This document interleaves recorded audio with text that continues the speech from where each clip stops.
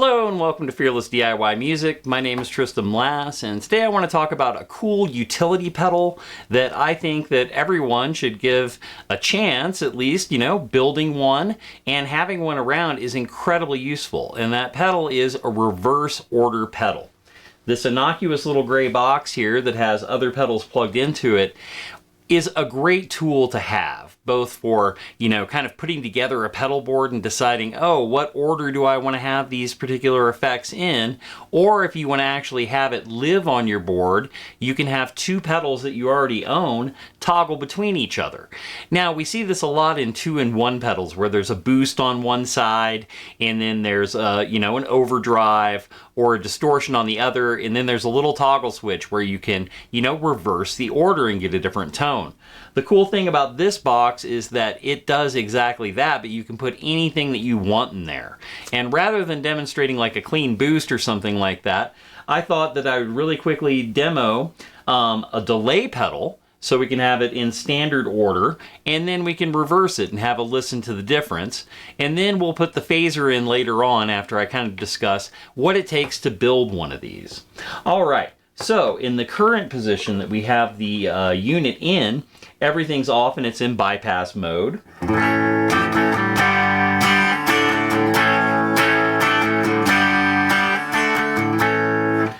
So that's with nothing. That's just my amplifier. So now when we engage the pedal, we will now have my BBE 427 Rat Clone distortion pedal going into a Joyo Aquarius delay pedal. And I'll just, strum a couple chords, let them repeat, and then we'll reverse the order and see what that sounds like.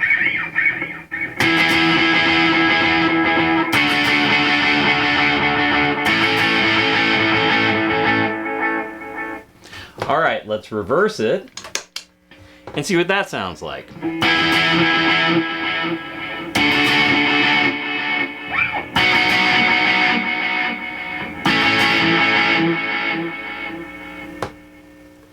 So the first one that you heard was with the distortion into the delay, and the second one you heard was the delay into the distortion. And there's quite a difference. It really textures the effect differently. So it's cool to experiment with something like that and not have to, buy a 2-in-1 pedal or rip your entire pedal board apart. Using this, either on your pedal board or separate from it, you can sit and use patch cables to patch in various effects and see what order you want them in, which I think is incredibly useful. I mean, I use this on the workbench more than I actually use it on a pedal board, but there have been situations where, like using a kind of extreme effect like a delay, it's kind of nice to be able to put that into the distortion so that the repeats and things like that really get saturated and they have a whole different tone. All right, let me go ahead, make sure my volume's off here. We're going to go ahead and patch in the phaser, and while I'm doing that, I'll kind of explain what the parts list is for this particular pedal. All right, we're going to unplug the delay here. So basically, I have my outputs up here and my inputs down here. So this is the output of the pedal, goes there, and the input of the phaser pedal will go like so. I may have to kind of move things around here a little bit. There we go.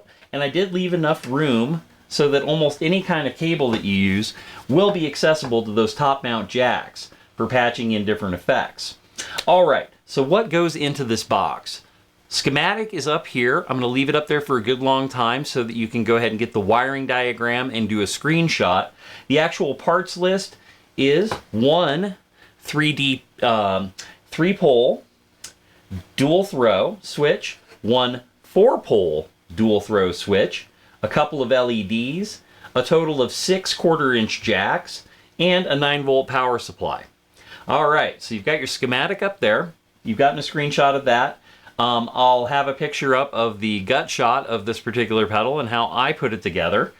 But it's really simple, and then you need your enclosure. I think that this one cost me about $30, so it's a relatively light lift as far as a parts list. Although, with the way prices are going right now, who knows? Those parts could be a lot more. But I would say that between $30 and $40, you should be able to build one of these yourself. And it's just really satisfying. All right, let's listen to my clean signal again. Let's engage the pedal. Right now, we have the distortion pedal going into my Behringer Vintage Phaser.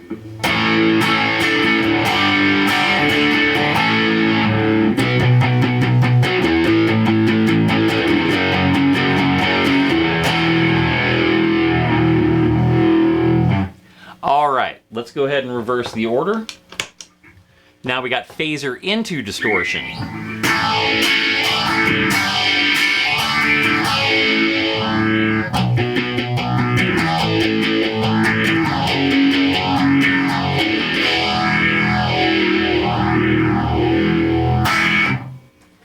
And right there is where this particular pedal really shines. I love both of those tones, but there's a huge difference having the phaser going into the distortion unit that I really find useful in some situations where it's just like switching it up like that is huge. And of course the traditional way sounds great too, but having that to just sit and toggle back and forth and listen to the difference between those two effects running into each other is gigantic. So anyway, like I said, I've shown you the gut shot. I've shown you the schematic. You know the parts list. It's pretty basic. I think that you should go out and try to make one of these yourself if this is something that you think would be of interest to you. I'm telling you, unless you've sat and done ABs quickly like that to go and reverse the order of two pedals, you kind of don't know what you're missing. All right. If you've watched the video to this point, I'd appreciate a like and a subscribe. Shares are also greatly appreciated. And in the comments, is this a pedal that you would be interested in building? And if you end up building one, please leave it in the comments. Maybe show us, tell us how great it was for you and your experience. All right, you take care, hit subscribe, and we'll see you next time.